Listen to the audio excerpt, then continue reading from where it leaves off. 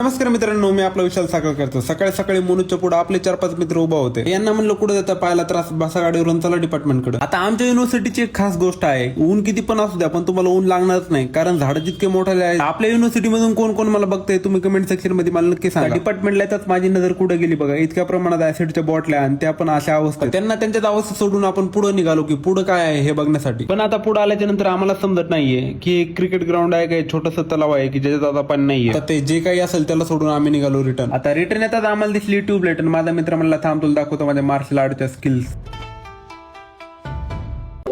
आता याने ट्यूबलाइट मधलं ट्यूब काढून त्याला डायरेक्ट फोडून टाकलं.